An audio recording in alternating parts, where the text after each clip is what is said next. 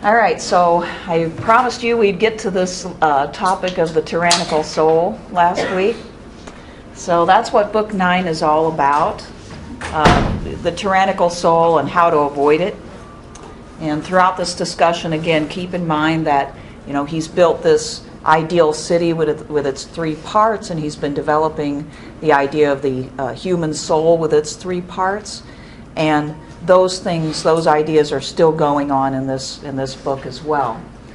So he starts out by saying that some of our unnecessary pleasures and desires seem lawless. Okay, and he goes into discussion that you might say is kind of psychological. Again, just like in the last chapter 8, there's some insights there that seem remarkably modern about how people think and how problems happen, social problems, family problems, and so forth. And here also some of his commentary seems like it could come from modern psychology, or at least maybe 20th century psychology, because there was a lot of discussion of the unconscious in 20th century psychology for sure,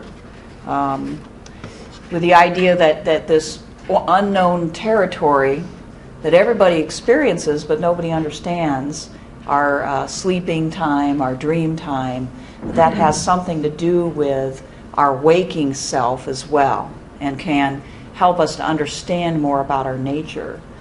And so he actually turns to an examination of the dream life to discuss this lawless side, okay, the more or less tyrannical side that maybe all human beings have, this part to themselves, but many of us, it's only in our dream life or in our unconscious, okay?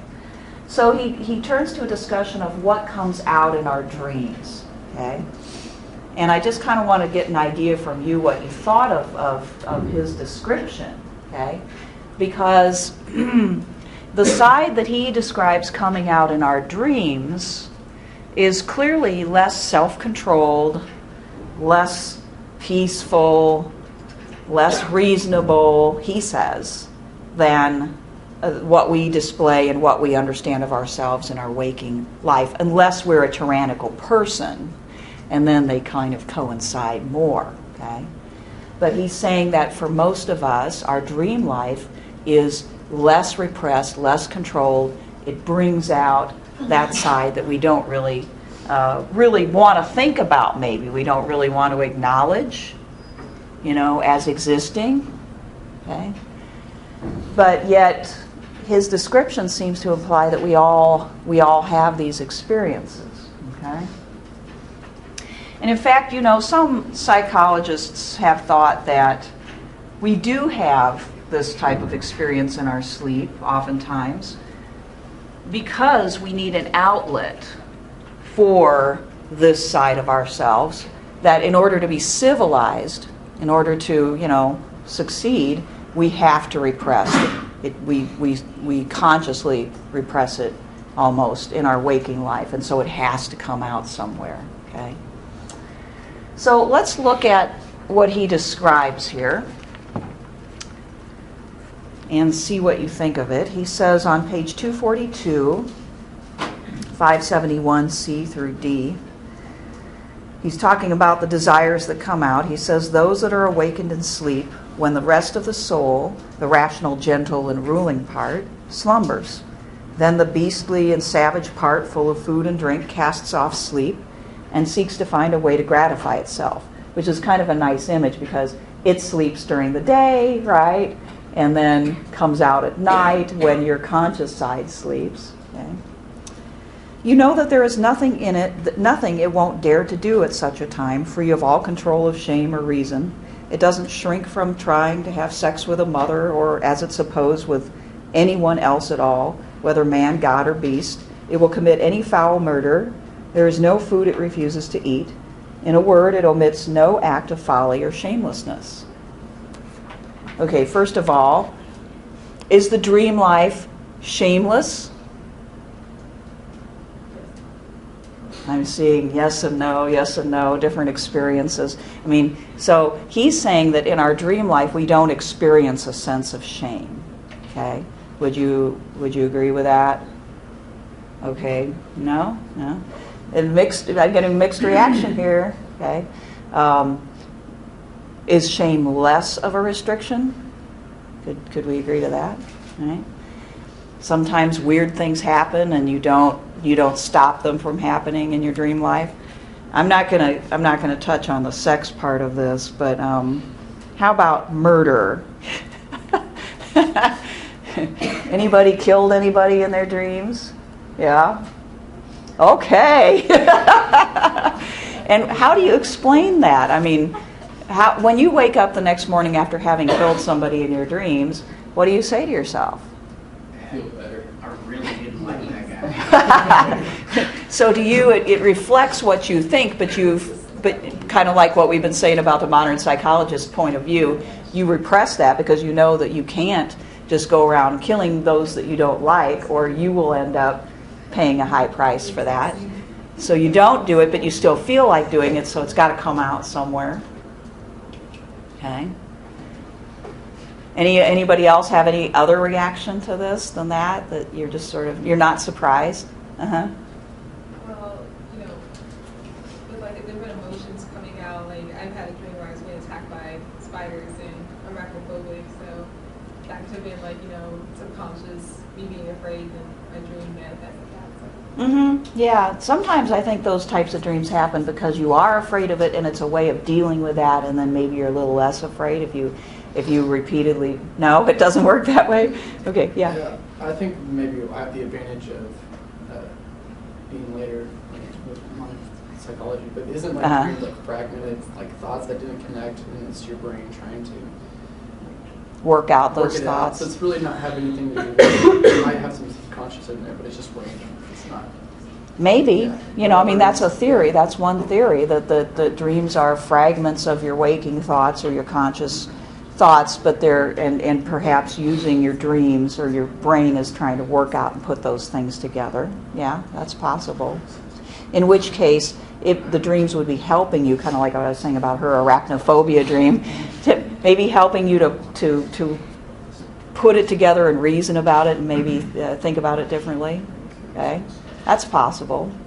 I have to say, I'd like to have a dream about killing somebody, but I've never had one in my whole life.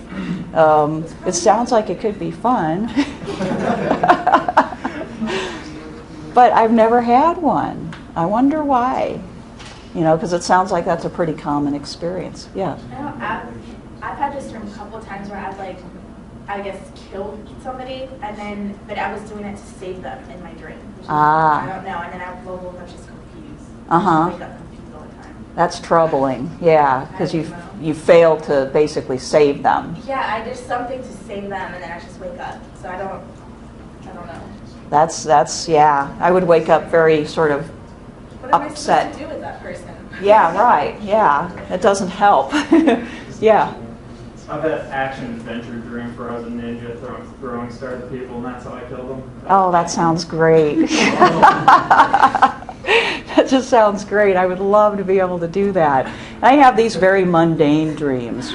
They're just everyday stuff, just like I do during the day. And I haven't had anything like a weird dream since I was maybe 25. It seems like I had strange, weird dreams when I was younger, and then as I got older, I just stopped. In fact, I stopped remembering them for a long time, and now I'm starting to remember them again, but they're all just like, I'm going about my life. It's very boring. So I'm not too happy with that. And I don't know how to explain that, but I've had, in my past, I've had sort of violent dreams, where bad things happen, like tornadoes and things like that. Don't have those anymore. And I never could figure out what that was about, whether that was about me trying to work out my fear, like the spider thing maybe, or just expressing fear that I had. So do you think that Plato's description here of the way people dream, just sort of wantonly doing whatever they want to do, is it maybe a little bit Is it accurate, or is it a little bit extreme, or when you read this, did you think, well, yeah, that's right, that's about right? Yeah. Okay, because Adamantus also agrees, it may not be everybody's experience, but it sounds like it's enough people's experience that it's probably accurate. Uh-huh. I feel like when he's describing a tired person, he's like, yeah, he's talking about dreams, but I feel like he's also talking about whether he's awake or he's asleep. He's always going to have like that in the back of his mind that he's being a tyrant. Yeah. Whether he's awake or sleeping. Uh-huh. He's always going to be, maybe when he's sleeping, he accepts it more that he's a tyrant, or not accept it, but he realizes more that he's a tyrant. Mm-hmm. But while he's awake, he still sees it. Right. Still feels it. Absolutely. That's one of the insights from this book, is that for the tyrant type, there's not that much difference. He's conscious, not only is he conscious of his outsized desires when he's awake, but he is also pretty willing to pursue them and to behave in the same ways that he does in his dreams. So for him, there's not much difference between the two, whereas for most of us, there's a big difference. We do many things in our dreams that we would not do in our waking life, and this is what makes us civilized, but that's precisely what makes the tyrant not civilized, is that he doesn't repress those things, okay? Now, so that's some interesting insights you wouldn't expect from an ancient Greek, I guess, about the dream life and the unconscious. So I've already asked this question, do we all turn into Mr. Hyde when we dream? I guess a lot of us do. Maybe not all of us. I mean, aren't there other dreams, like dreams of wish fulfillment, things that you really want to do that are not bad? You ever dream those things? Like you're living the life that you really want. You're an executive or whatever. I'm not seeing you agree. You get those kind of dreams sometimes. Okay, so do I. Now that's a sort of putting together your life the way you want it to be. I often dream that I'm in some. I went to Italy once, and I went to would be the eastern coast. It's beautiful. And I always dream about kind of living there, going to a resort there, visiting there.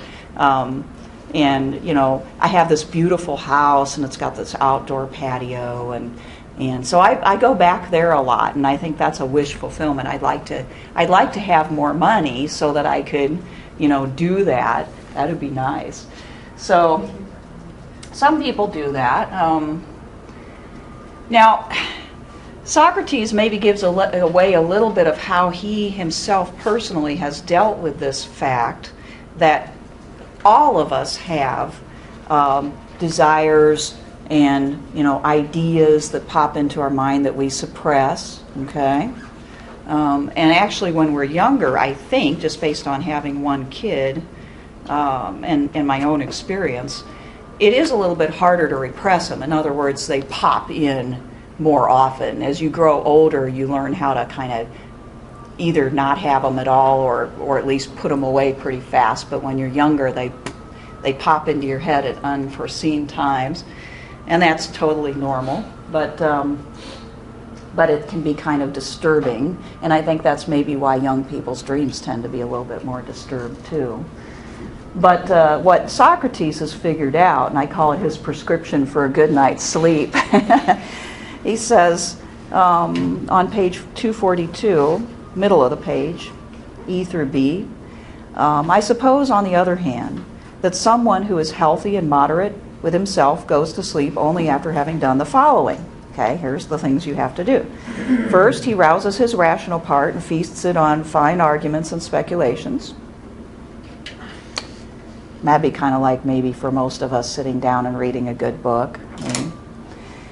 Second, he neither starves nor feasts his appetites, so that they will slumber and not disturb his best part with either their pleasure or their pain, but they'll leave it alone, pure and by itself, to look for something, it knows not what, and to try to perceive it, whether it is past, present, or future. Okay, so that's an acknowledgement which I think you should take note of, that Socrates, again, is not somebody who wants you to be a hermit or who lives like a hermit himself and never experiences life's pleasures. Okay, he says you neither starve nor feast your appetites. Okay, so that's a prescription for moderation, so that the appetites are satisfied, but yet not overloaded, so to speak. Okay, and then the sleeping part will not be disturbed by them. Okay? And then the third step, he says, he soothes his spirited part in the same way, for example, by not falling asleep with his spirit still aroused with an outburst of anger. Okay? So don't go to sleep angry. Okay? Has anybody heard that advice before? Okay, good. When you get married, see, that's like major advice that they tell you, you know. Don't go to sleep angry. In other words, resolve your problems before you go to sleep. Although I think that advice is given to people not so much so they can get a good night's sleep, but so that they can continue to be married. Although I'm not sure. But anyway, it's decent advice, because without it, you're going to be, what do you do when you're angry at night? You don't even go to sleep, right? You just sit there thinking about it and thinking about whatever you're angry about, and maybe plotting and scheming and so forth. All right. So he says, and when he has quieted these two parts and aroused the third, in which reason resides, and so takes his rest, you know that it is then that he best grasps the truth, and that the visions that appear in his dreams are least lawless. Okay? First of all, do you think that's a fairly good prescription? Is it doable? Most people do this if they put their minds to it. I don't know what kind of advice people get these days for bad dreams. But, you know, one thing I was always told is don't watch like scary television or movies right before you go to bed, or don't read a scary novel. If you're, you know, young and you're having boogeyman dreams, you don't, you know, like tempt fate by basically listening to something really frightening ahead of time.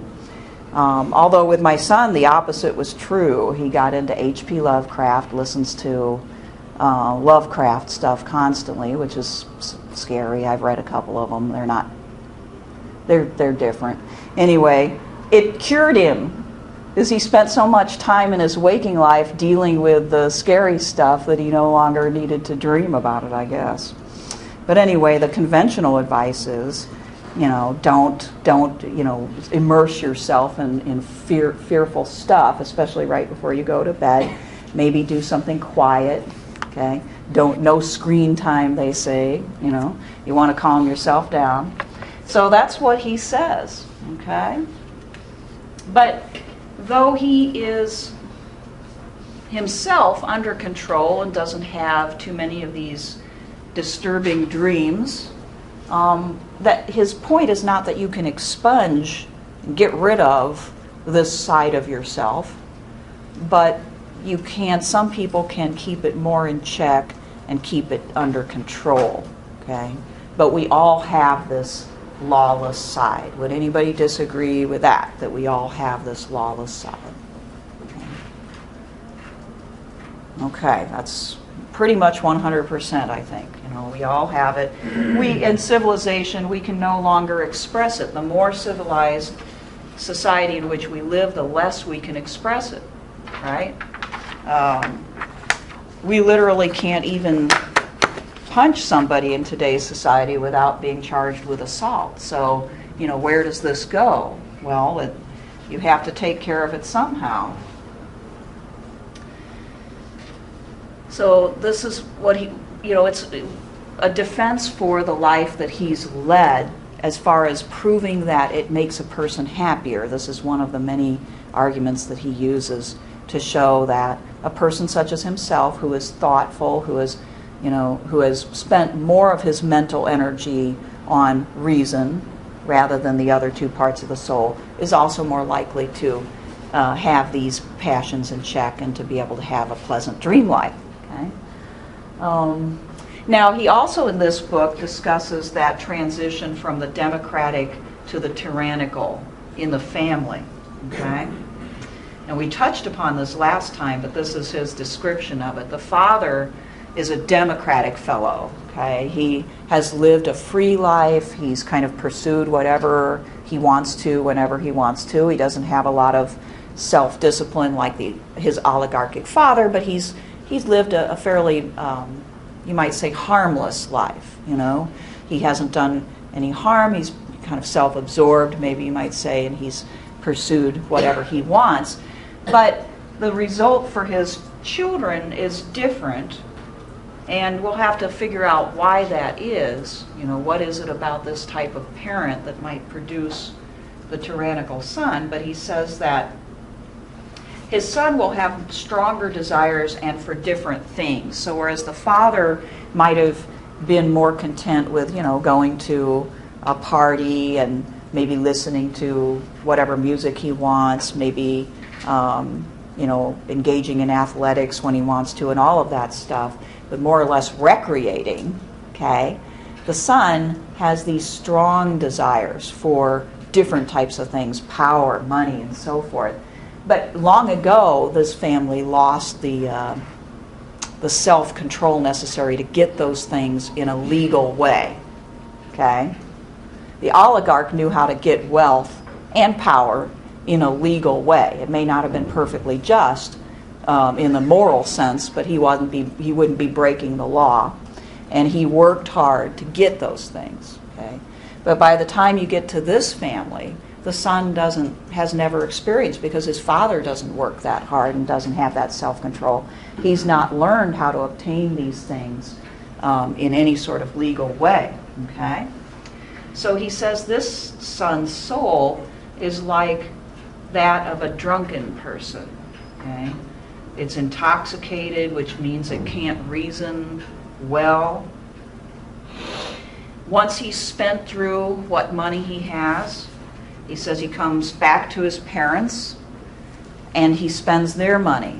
He spends his inheritance, in other words, because they spend their money on him, allowing him to spend what he might have inherited. Okay? And we talked last time about how this sometimes happens in modern families. The kids come back, they sort of drain their parents. Pretty soon the parents are maybe even in debt trying to rescue their kids, supposedly rescue them from whatever it is that they've gotten into, either a crime or academic failure or whatever it is. So he ends up enslaving his parents, probably not meaning literally, but in the sense that they are now, they're doing whatever they can to rescue and help their child, right? And this would be out of love, because one thing that the democratic person has clearly is still love. They form relationships, they would love their child, they just haven't raised him appropriately, okay? So this son will then move on to crime once he's obtained what he can from his parents, because he's not going to work for it, he's not going to do it legally, so he goes on to commit crimes, and he says it's this type of person whose waking hours are as disturbed as his dreams. Okay? So that's the tyrannical soul, the tyrannical type of person. So we might ask, what is it about the democratic type parents that does produce the tyrannical son, or daughter you might say, but he refers to the sons. Okay? Is it the lack of control over them, the permissiveness, just basically saying, okay, how does that happen? How does the permissiveness lead to this type of personality that wants everything and wants it now? Does anybody know? Uh-huh. Oh, sorry. You can't just let a little kid just run around and do what he wants all the time. Okay. Example, my little cousin who's a little kid, his mom, they had rules and stuff, but she didn't ever really enforce them. Uh-huh. So he pretty much just got to do what he wanted to do all the time. And now that he's getting older, he's having to learn the hard way that you can't just do your own thing all the time. Sometimes you have to sit down and do things the right way instead of pawning it off on somebody else and having somebody else clean up after your messes all the time. And why do you think that the parents didn't enforce the rules that they had? Okay. I might have felt bad or something, or Yeah. because my parents are like that, but again, I do have who are just like, well, I've had to work so much and I've had a hard life and I don't want my kid to have that, or they want to raise it different because they find one thing wrong with their parents did. But then they're like, well, I don't want to be as strict with my kids like my parents were with me. Yeah. And then they take it too far where it's like they have no restrictions and kids actually like really feed and grow off structure because it teaches them how to basically act in the real world. When you teach a kid young, like, hey, that's wrong, and you punish them for when they do wrong, then that'll stick with them more than just like, oh, that's bad, but you're going to do it anyway, so whatever. I think for some people that is the case, that they remember their childhood, it was very strict, they didn't always like their parents, and they don't want to be that kind of parent. And they also maybe think too much that because they turned out fairly well, that it's really not parenting that does that, but sort of the innate character. Yeah, whereas maybe it is more parenting. Yeah. You were. I was going to say kind of what he said. Like maybe parents weren't like that forceful with like discipline. Like that was it. Yep. Well, if you have rules but you don't enforce them, it's probably worse than not having rules. Yeah, and I think maybe one reason they don't want to give these rules is because when you give, I guess, justice to kids, it's hard. You have to punish them. And so it's something that they don't want to see to somebody they love. Yeah. So they never get justice, they become unjust. It's unpleasant to punish your kids, and it makes your kids, at least at that point in time, usually they don't like you at all. You know, you become the enemy, and that's an unpleasant feeling. And so some parents, I think, try to avoid that. They don't want a conflict. They don't want to have the hard work. And sometimes when you punish your kids, it means that you too are restricted. You know, if you ground them or give them some sort of penalty, that means that you may have to stay home too. You may have to keep an eye on them in order to make sure that that's carried out, right? You can't ground somebody and then say, okay, let's go to, Kansas City for the weekend, or let's go on vacation and have some fun, right? So it restricts you, and it makes your life a little less pleasant. So maybe some parents just decide, well, I won't do it this time because it's kind of hard, but next time, right? It's always next time, and then there's no next time. I too have an experience in my own family of this type of child rearing, I think I mentioned before, and it did have that effect that the parents had rules, but they didn't consistently enforce them, and then every once in a while the parents would just get excessively angry, followed by no punishment. The kids would make them blow their gasket, so to speak, but then still no punishment would follow. They'd actually make up, apologize. The parents were apologizing a lot to their kids. And so if parents behave this way, it may make the kids feel like, well, that's the parents that are wrong. The parents have some sort of problem, and the kids are smarter than the parents. Okay? Socrates has previously described this type of person that thinks that they're smarter than their elders, they're superior to them. Well, that type of treatment could lead to that, because what's the kid see? He sees the parents being inconsistent. They don't really know what they think. They say one thing and do another. They don't follow through. So how much could these people know? Okay? So unfortunately, even very kind-hearted parents who don't intend, I think, no one would ever intend to, raise children to be like this, can inadvertently create children like this. And then, once the kids start becoming rebellious and smart alecky and so forth, then they become frightening. Okay? Whereas maybe one type of parent would say, okay, that's enough. We're going to go back to, discipline. Other parents sort of flee and avoid at that point. Like, what do I do now? My kid's throwing things around the room, What do I do now? So I'll leave, I'll avoid, I'll let them do whatever it is they want because I don't want to get into a conflict with my kid. Yeah. So, well, there's probably more than one way to achieve this unfortunate outcome. But it does happen, as we know. Sounds like some of you know some people who've unfortunately lived this way. Have any of you ever watched the nanny program? Okay. Then it's terrible, isn't it? Yeah, it's pretty awful. Those kids, some of them are even hitting their parents, you know. Yeah, if I ever hit my parents, I'd be toast as well. Just be on like 6 o'clock news. Yeah. My son would never. I've got a 15-year-old son, and even though he's stronger than me, because I have authority over him, I could back him up against the wall if I needed to. I don't think I ever will, because I did learn something from other members of my family. All right, so we kind of can understand then, we've got firmly in mind, I think, the type of person that we're talking about here. And such a person is really quite delusional, about reality. It's all about them. They don't listen to anybody else. They often do things that end up hurting them, but they don't realize that until it's too late. And then their reaction to it is usually it's somebody else's fault, right? It's never their fault, and they don't change.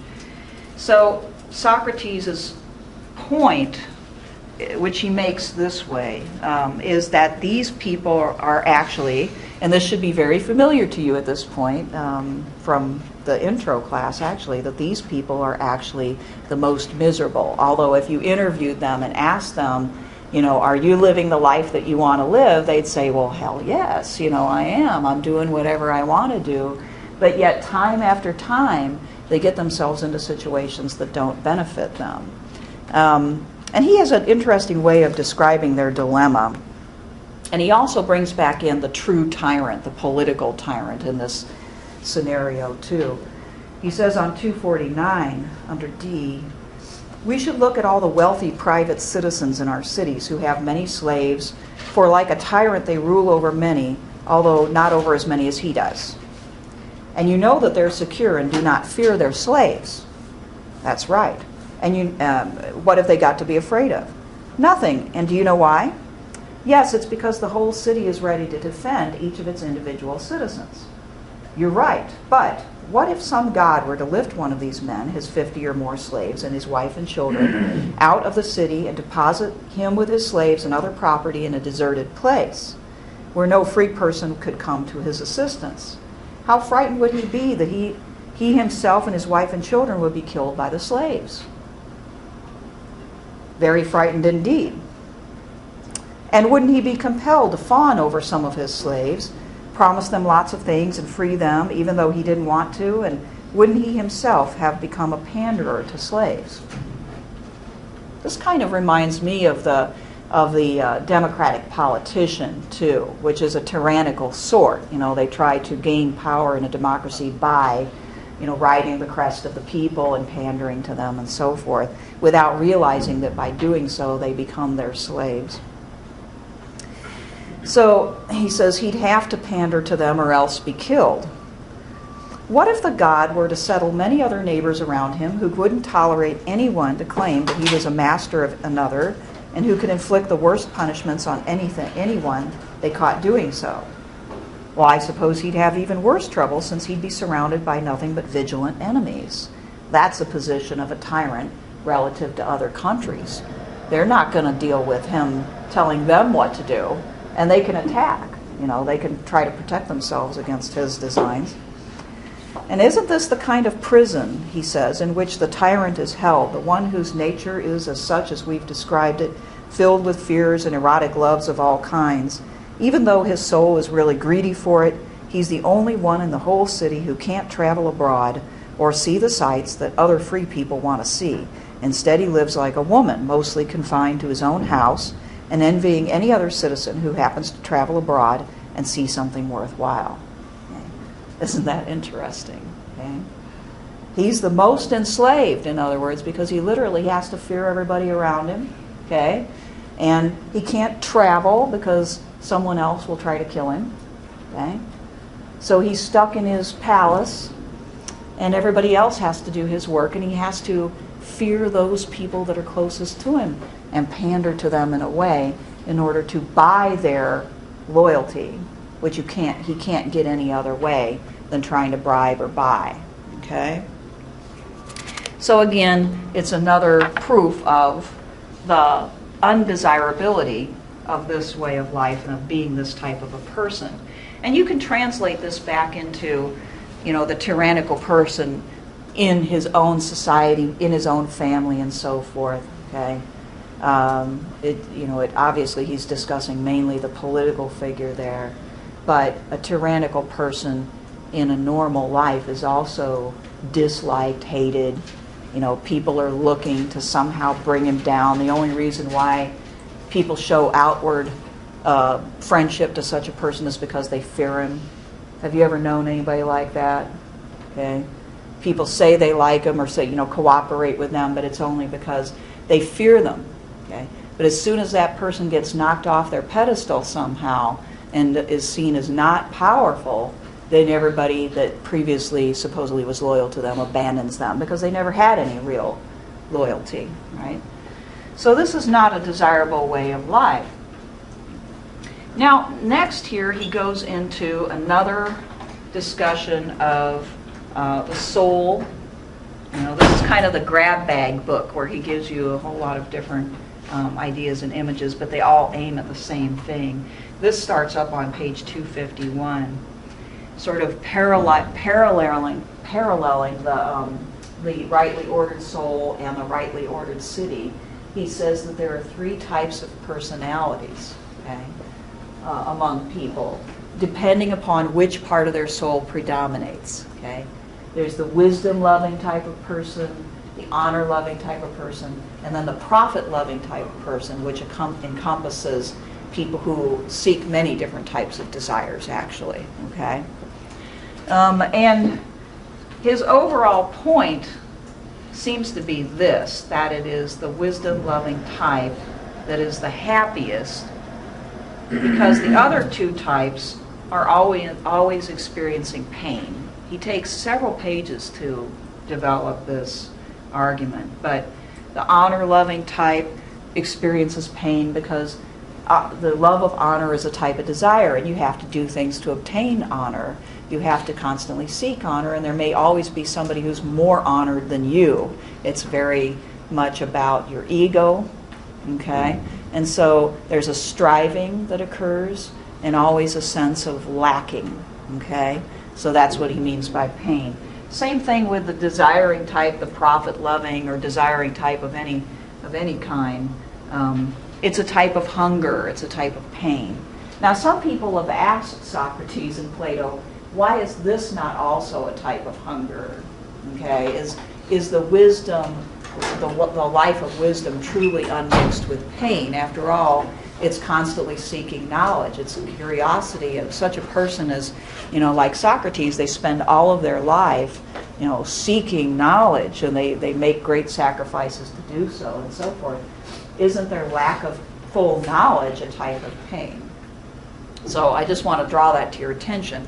He argues, no, it is an always enjoyable pursuit, and that such a person can handle the other two sides of their soul by treating them with moderation. Okay? In other words, the wisdom-loving part of his soul predominates and controls and moderates everything else, so that these two other aspects of the soul do not disturb his peace of mind. Okay? So that's yet another argument. And of course, we've all already discussed why most people don't seek the life that he says is the best. Part of it has to do with a understanding from other people. Okay, the cave analogy in particular spoke to this, that such people are seen as kind of strange. They're difficult socially.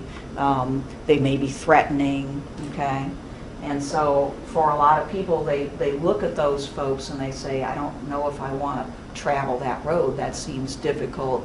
It seems unpopular. So we know why it's a tough sell for Socrates, despite the fact that he says that it's supposedly the most pleasant way of life. Does anybody have any comments about his opinion that it's the most pleasant life? Anybody have a contrary point of view about that it's the best?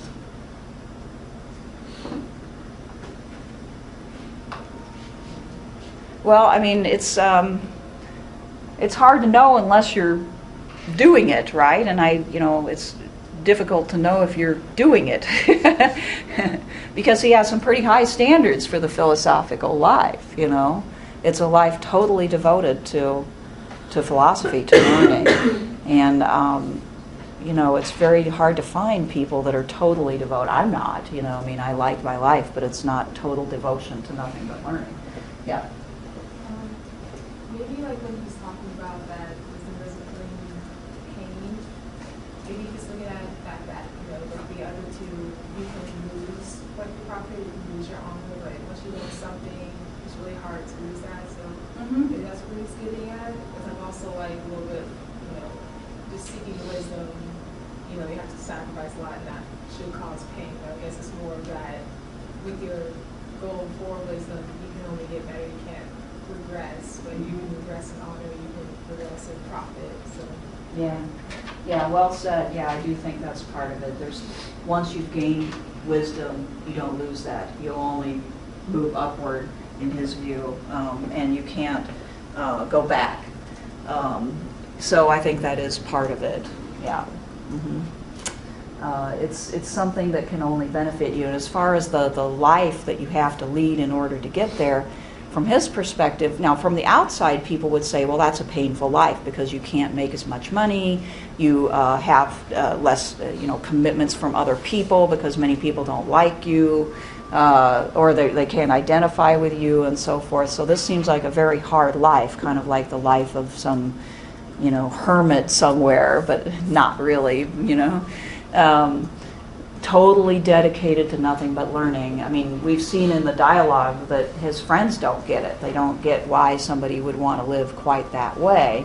But from his point of view, those hardships, those supposed hardships, no longer look like hardships. He doesn't care about those things. So they don't bother him, okay? So I think his answer would be, for the true philosopher, those things are not hardships. It doesn't matter if you don't have much money or if you don't have a lot of friends or you're not politically, popular, because those things, philosophy tells you don't matter. All right, so another image, and the last one that we'll talk about, is this multiform beast, this man-beast that he depicts. It's yet another way of discussing why you should live your life a certain way and why you should try to order your soul in a certain way. And this is a neat image that kind of gets us back into the dreamland, because it could never exist in real life. Kind of reminds me of some of the images in the book of Revelation, actually. He says, well then, fashion a single kind of multicolored beast with a ring of many heads that it can grow and change at will. Some from gentle, some from savage animals. Okay, so we've got one beast with a ring of many heads, multicolored, okay? Some gentle, some savage. That's a work for a clever artist. However, since words are more malleable than wax and the like, consider it done. Okay? Then fashion one other kind, that of a lion, and another kind of a human being. So we have a lion head and a human head, and then we have the ring that has many heads in it. Okay? But make the first, that is the lion, much the largest, and the other, the human, second to it in size. That's easier, the sculpting is done. Now join the three of them into one so that they somehow grow together naturally. They're joined. Then fashion around them the image of one of them, that of a human being, so that anyone who sees only the outer covering and not what's inside will think it a single creature, a human being. That's another image then of the soul. Inside of us we have that multicolored beast, the lion, and the human. Okay? The lion is the spiritedness. Of course, the human is the reason. The multicolored beast is the appetites. Some of them strong, some of them mild. He says, then if someone maintains that injustice profits this human being and that doing unjust things brings no advantage, let's tell him that he is simply saying that it is beneficial for him first to feed the multiform beast well and make it strong, and also the lion and all that pertains to him, and second, to starve and weaken the human being within so that he's dragged along wherever either of the other two leads. And third, to leave the parts bite and kill one another rather than accustoming them to each other and making them friendly. So that's an unjust person. He's dominated with these beasts within. But on the other hand, wouldn't someone who maintains that just things are profitable be saying, first, that all our words and deeds should ensure that the human being within this human being has the most control? Second, that he should take care of the many-headed beast as a farmer does his animals, feeding and domesticating the gentle heads and preventing the savage ones from growing. And third, that he should make the lion's nature his ally, care for the community of all his parts, and bring them up in such a way that they will be friends with each other and with himself. Okay. Well, by now that should be pretty understandable to you what that image is. So he's saying, anybody who says we should feed the beasts first doesn't understand what's best for him, doesn't understand what true health and happiness entails. Okay? And you can see there the parallel to the city with its parts and the right order of them. A disordered city has those two lower parts, one or the other, ruling. Okay? So it all comes together then in this last section. Okay? I'll just put this up here, but this is what we get out of this book 9, is that the city as well as the human being needs to strive to have that right order and harmony in their souls, okay? Which entails moderation, not rejection of all desires, okay? A selection using reason of honors and pleasures that are good and the avoidance of those which are bad. Actually, it's quite simple, isn't it? Okay. At least this advice is simple. Okay. And common sense in a way. And yet, he must have felt like there was plenty of room to make this argument with the people around him, that they didn't get this simple advice and point, about how to live one's life. And notice that at this point it doesn't have anything to do with the afterlife. There's no discussion in Book 9 of, if you don't do it this way, well, you'll end up being punished by the gods or whatever. So this book is designed with its variety of arguments to convince the person, whether they believe in the afterlife or not, that there's a wise way to live and an unwise way. But in Book 10, the final book, which we're going to discuss Wednesday, we do get this image of the afterlife as another argument, similar to what he did in the Gorgias with that myth.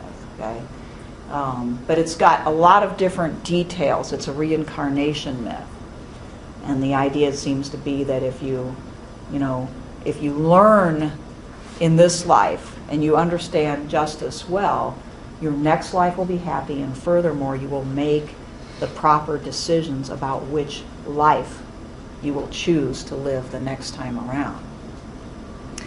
So when we come back on Wednesday, we'll concentrate on that myth of which is actually, it's a, what do we call it? A near-death experience, okay, that he describes of this man who is presumed dead, but then he comes back and he tells what all he's seen, okay?